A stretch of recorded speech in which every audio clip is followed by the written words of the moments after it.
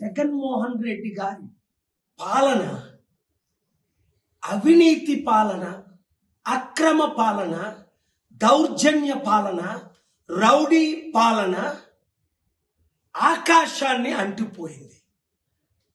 ఈరోజు అద్దంకిలో 200 ఎకరాల్లో 250 కోట్లు ఖర్చు పెట్టి 2800 ఆర్టీసీ బస్సుల్ని పశువుల్ని తోలినట్టు బీసీ, ఎస్సీ, ఎస్టీ, కాపు, క్రిస్టియన్, ముస్లింల్ని తోలుతున్నారు. మీటింగ్కి మందు ముక్క నోట్లు పంచి. బడుగు బలహీన వర్గ ప్రజలారా, మీకైనా సిగ్గులేదా?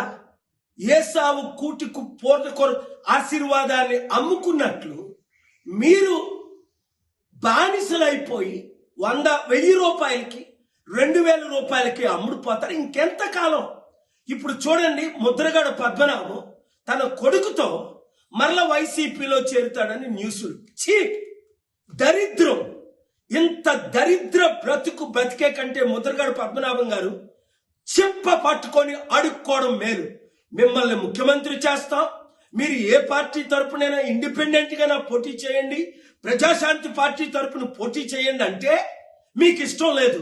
కాపులు, బీసీలు ఇంత బానిసలైపోతే ఈ 2 కుల కుటుంబ పార్టీలకి ఎప్పుడు రాజ్యాధికారం మనకు వస్తుంది? 77 సంవత్సరాలు అడుక్కొని బతకడమేనా? ప్రజలారా, మీరు బుద్ధి చెప్పరా వీళ్ళకి? ప్రజాశాంతి పార్టీలో బాబు మోహన్ లాంటి వారు, గద్దరన్న లాంటి వారు, ఐఏఎస్, ఐపీఎస్ అందరూ జాయిన్ అయిపోతుంటే ఎమ్మెల్యే, ఎంపీ అభ్యర్థులుగా పోటీ చేద్దాం అన్నవారు 7569441275కి ఈరోజే కాల్ చేసి మా ప్రధాన కార్యదర్శితో మాట్లాడండి. కోర్ కమిటీని కలవండి, నన్ను కలవండి. ఆంధ్రప్రదేశ్ని, తెలంగాణని రక్షించండి.